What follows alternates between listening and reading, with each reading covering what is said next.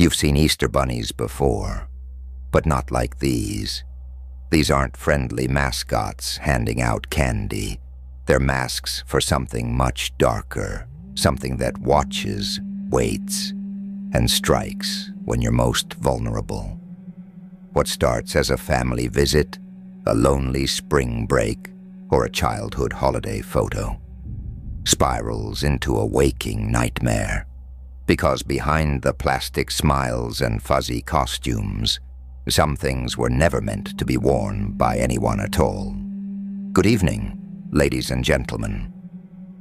And welcome back to Night Terror Elixir, the place where your most innocent memories can turn into your worst fears. Tonight's video brings you 3 horrifying tales where childhood symbols become twisted and terrifying. A life-sized bunny suit hiding an unspeakable family truth. A mall Easter bunny with a smile too wide and intentions too vile. A grandparent's forgotten past returning in the most disturbing way imaginable. These stories are not for the faint of heart. But if you're still with us, you're exactly where you're meant to be. Hit that like button if you're brave enough to continue. Comment below with your own creepy experiences or mall horror stories, especially if something didn't feel quite right. And if you've lived through something you can't explain, email your true horror story to nightterrorxinbox@gmail.com. Your nightmare might just be our next feature. Now, dim the lights, stay very still, and whatever you do, don't blink. Because tonight, the costume isn't just for show. It's watching you back. The Easter Visitor. So I was talking to my cousin one night, and he said something I'll never forget. You know how people always say nothing exciting ever happens in the suburbs? Well, last Easter proved them all dead wrong. He was 16 at the time, just a typical teenager who wanted nothing more than a quiet weekend at home, without his parents breathing down his neck. Every year, his family drove a few hours upstate to visit distant relatives over Easter weekend. But this time, he convinced them to let him stay behind. Said he had homework to finish and chores to do, and surprisingly, they agreed. All he had to do was keep the doors locked, stay out of trouble, and make sure the trash was out by morning. That Friday night started out as chill as it gets. He had the house to himself, pizza in the oven, his favorite horror series queued up, and not a single sound except the occasional creak of the old heating pipes. It was around 1 a.m. when he realized he'd forgotten to drag the trash cans out to the curb. No big deal. He paused his show, tossed on some slippers, and started hauling the bags out. The street was dead quiet. Not a single light on in the neighborhood, except the faint glow of porch lights here and there. But just as he turned to head back inside, he heard an engine purring. A silver sedan, one of those older, boxy ones, rolled up and stopped directly in front of his house. Not in the driveway, just parked. He froze. The headlights stayed on. The engine kept running, but no one got out. He squinted through the darkness, trying to make out the driver, but the windows were tinted, too dark to see inside. A weird knot of anxiety twisted in his stomach. Then slowly, the driver's door opened. Out stepped a woman, but not just any woman. She looked like something out of a nightmare. Her hair was a mess of gray tangles, hanging in greasy ropes around her face. She wore a long, tattered black dress that dragged along the asphalt, and even from across the lawn, he could see her eyes, wide, glassy, and vacant. She didn't say a word. She just smiled. It wasn't a warm, grandmotherly kind of smile. It was twisted, unhinged, like she knew something you didn't, like she enjoyed watching you squirm. He was frozen, literally couldn't move. His body didn't listen. All he could do was stand there like a deer in headlights while she started walking. Not strolling, not limping, running, full speed, straight for him. The moment her feet hit the lawn, instinct finally kicked in. He turned, sprinted to the front door, and slammed it shut just as her hands swiped the air where his shoulder had been. He fumbled with the lock, got it turned, and immediately backed away, heart pounding, hands shaking. Then came the pounding. Her fists hit the door again and again, each slam followed by high-pitched, wheezing laughter that echoed through the quiet house like nails scraping across glass. "Go away! I'm calling the cops!" he yelled. But she didn't care. She kept laughing, then silence. He waited, held his breath, slowly peeked through the side curtain.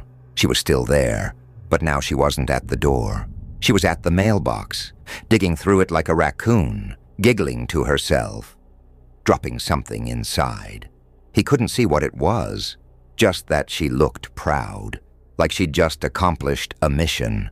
He didn't dare open a window, didn't yell, just grabbed his phone and called his parents, whispering the whole thing in hushed panic. They told him to stay put, keep everything locked, and wait for them to come home. After what felt like forever, she finally walked back to her car, still giggling, still smiling. And then she drove off. When his parents finally got home, his mom rushed to him while his dad scanned the front yard with a flashlight. He told them everything, how she stared, ran, laughed, and then messed with the mailbox. His mom went pale. Dad frowned and said, "We should check what she left." Mom wasn't having it.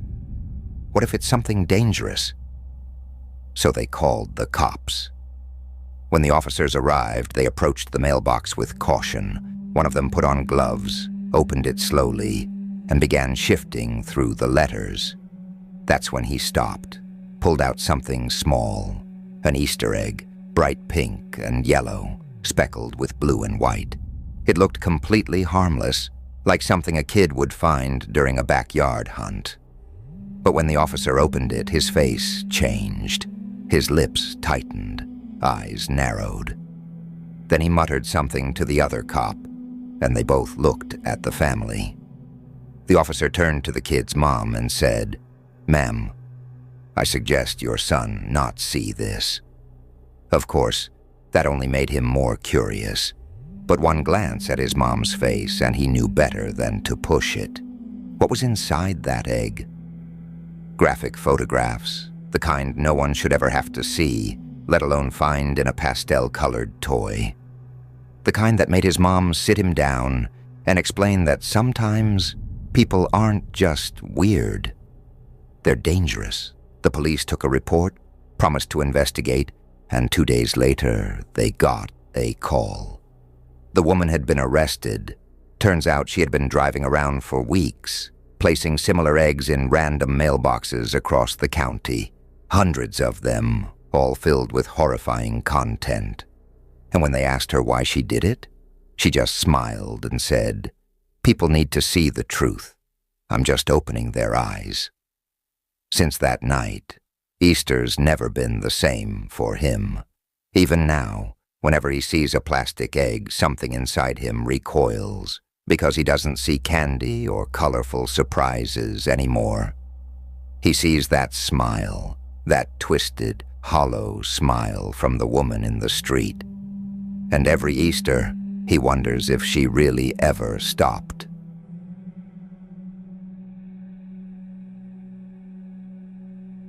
The Thing in the Costume. A friend of mine, Logan, told me this after he came back from a family trip last spring. He said, "I don't care what anyone says. Some people aren't just old and weird. Some people are evil, and they wear masks to hide it." So Logan's family had this yearly Easter tradition where they'd visit his grandfather's house out in a rural part of Indiana. And every year Logan dreaded it more. He told me his grandpa wasn't just grumpy. He was cold, unpredictable, and off. Logan said the man would stare at walls and whisper things like he was talking to someone who wasn't there. And ever since his dementia kicked in a few years ago, those weird behaviors only got worse. His mom didn't even want to go this year. Logan remembered hearing her argue with his dad the night before the trip, saying things like, he shouldn't be around the kids anymore. And I swore I'd never go back there. His dad, trying to hold the family together, guilt-tripped everyone, saying things like, this could be his last Easter. You'll regret it if you don't go. So they went. From the moment Logan stepped into that dusty, creaky old house, he felt like something was wrong. His grandfather didn't move from his chair, not once. He sat in the same sunken recliner in the corner of the living room, eyes wide, lips moving, whispering absolute nonsense. Not gibberish. More like rambling prayers mixed with threats. Logan tried to ignore it. But what got to him more than his grandpa's behavior was the room he was assigned to sleep in. His mom's old childhood bedroom. And in that room, right at the foot of the bed, stood a human-sized Easter bunny costume. It didn't lie flat in a box or hang in a closet. It stood on its own, as if someone were already inside it. The fur was grayish-white and matted in places, with a crooked smile stitched across the face. Its eyes were flat and glassy, but somehow watching. Logan asked his mom why it was there, and she just brushed it off like it was nothing. Your grandpa used to wear it for Easter when I was little. He probably kept it for nostalgia. Still, it made no sense to keep it standing up like that in a bedroom, facing the bed like it was waiting for something. The first night, Logan tried to sleep under the covers, but that only made things worse. He said every creak of the floorboards or gust of wind made him think the thing had moved. He told himself it was just a costume, nothing more. But every time he peeked out from under the sheets, it was still there, unmoving, unblinking. By the third night, the tension had twisted into something unbearable. That night, Logan stayed awake longer than usual. The silence felt thicker than usual, too. And that costume, something about it felt different. So around 3 a.m., with a flashlight in hand and sleep-deprived curiosity buzzing in his chest, Logan got up and walked over to it, slowly, step by step. He said he stood just a foot away from it. He was trying to figure out if maybe its arms were positioned differently. Maybe the head had turned slightly.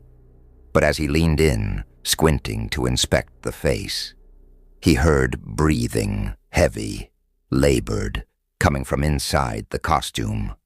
Before Logan could react, the thing's arms shot out and grabbed him by the shoulders. He said it let out this horrible animal-like scream, like a mix between a growl and a shriek, and lifted him clean off the floor. It shook him violently, slamming him into the wall and bedpost as he fought to break free. He kicked, he screamed. His fists pounded against the soft fabric, but it was like punching a padded wall. Nothing worked, until he managed to shove both feet into the thing's gut and push off hard enough to make it stumble backward. He fell, scrambled to his feet, and tore out of the room. He bolted straight to his parents' room, shouting, "Mom! Dad! Something's wrong! It's alive! It tried to grab me!" His mom didn't even let him finish. She just froze, then whispered, "Oh God, I knew this would happen." Logan said those words hit him harder than the creature had. "What do you mean you knew?" "Never mind. We're leaving. Now grab your things." 10 minutes later, they were driving down the dirt road away from the house, suitcases barely zipped. They didn't say much on the ride back. Logan never saw his grandfather again. The old man died a few months later, But the story didn't end there. When Logan turned 18, his mom sat him down and told him everything. She said when she was a kid, her father had this twisted discipline ritual.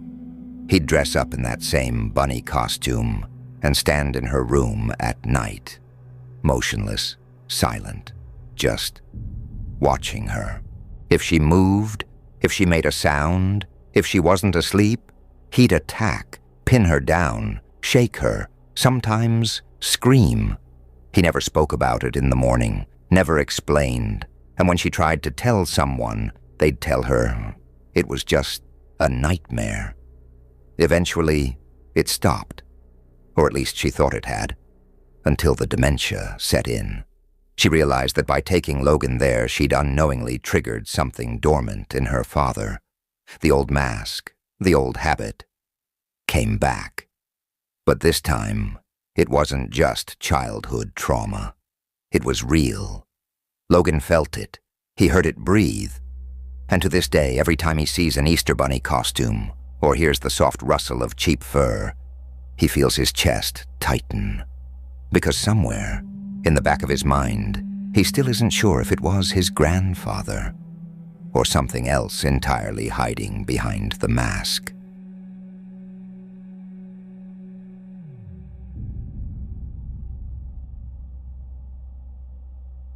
The bunny in the bathroom. So I was talking to my cousin Theo one night, just catching up, and out of nowhere he says, "You ever wonder how close you've come to something really messed up without even knowing it?" That hit me like a truck, because the moment he said it, I remembered something I hadn't told anyone in years. It happened during spring break when I was 15. I was that kind of teenager who mostly kept to himself. No real friends outside of school. Parents were always working or just not around. So I'd entertain myself however I could. Video games, walking around the neighborhood, or more often, wandering the mall aimlessly like some ghost kid no one noticed. That day was no different. I was just drifting around the shops, pretending to care about stuff I couldn't buy. But then I saw it, right in the center court, past the pretzel place and across from the big fountain. They had the Easter bunny setup going. Giant, colorful backdrop, a velvet throne, pastel decorations, and this big, fuzzy white rabbit costume that looked way too pristine for a mall gig. I watched for a while. Kids would hop up, snap a picture, and almost immediately burst into tears. Some ran, some just froze. It looked like a clown show on mute. But honestly, I didn't think much of it. I chalked it up to bratty kids being bratty. Then, I don't know what came over me. I got in line. I guess I felt like I missed out on that kind of thing growing up. My parents never took me to see Santa or the bunny or anything like that, and yeah, I knew I was too old for it, but something about it pulled me in. When it was my turn, I walked up and the bunny tilted his oversized head toward me. In this muffled voice, he said, "Come on up, let's make this one to remember." It was weird, the way he said it, not ha ha, funny weird. More like, something's not right. Weird. But I sat on his lap anyway. The photographer, this bored-looking teenage girl with braces, aimed her camera, and right before the flash went off, the bunny leaned in and whispered, "You ever had a homemade Easter egg? Mine are special. You like egg whites, right?" I felt his breath through the mask fabric. It smelled like sour milk and something burnt. I laughed it off, nervously. Thought maybe it was some weird attempt at staying in character. I didn't get up, though. I was frozen. "You did great," he whispered again. "Best one I've had today. Meet me by the West restroom. I've got something for you. A special egg." I should have gotten up. I should have said no. But I didn't. I nodded, smiled, walked off like nothing happened, got my little photo printout. It even looked normal, me a little awkward, the bunny giving a thumbs up. I made my way to the West Wing bathrooms, back by the old arcade that no one really went to anymore. They were mostly empty. Demensoy's quiet. I went in and sat in the last stall, suddenly unsure if I was about to get some kind of weird Easter surprise or if this was just a joke gone too far. Then the bathroom door creaked open, footsteps, slow, deliberate. Then, click. The lock on the main entrance turned. Someone had just locked us both inside. I panicked. I lifted my legs off the stall floor, tried to steady my breathing, but then, one by one, the stall doors started getting kicked in. Bang! Bang! Bang! He wasn't calling out for me. Not at first. He was humming. Some twisted little tune like a lullaby gone wrong. And then, "Stop hiding, little bunny," he whispered. "Come get your egg." The next stall door slammed open, then silence. I clutched my knees, heart hammering. And then I looked down. Two gloved hands slid under the stall wall, palms up, searching. And then his face appeared, right side up, peering at me from the floor. His mask was dirty now. The eye holes didn't align with his real eyes anymore. One of them stared straight up at me. The other twitched. He grabbed my ankles. I screamed, flailing, kicking. One of my sneakers flew off. He dragged me halfway under, but I twisted, grabbing the toilet base, then kicked him square in the chest. His grip broke. I scrambled up and burst out of the stall, sprinting to the exit, fumbling with the lock on the main door. I got it open and exploded into the mall corridor, red-faced, breathless, and yelling for help. Security swarmed in. The crowd started to gather. I don't remember what I said, just that it was enough. The guy tried to escape, still in the costume, but the outfit slowed him down. They tackled him near the fountain. Turns out, the man under the mask was a convicted predator. Had a record in 3 states. Somehow lied his way into the Easter Bunny gig using fake documents. He was already on the run when he took the job. They say he'd pulled stunts like that before, at different malls, under different names, just waiting for the right moment. I never went back to that mall again. Hell, I didn't go near a mall for 2 years. I still have the photo. Not because I want to, but because I need to. A reminder of how easily something innocent can hide something monstrous. So yeah, when Theo asked me that question, you ever wonder how close you've come to something really messed up? I didn't answer him. I just looked at him, nodded and whispered, "Closer than you'd ever believe."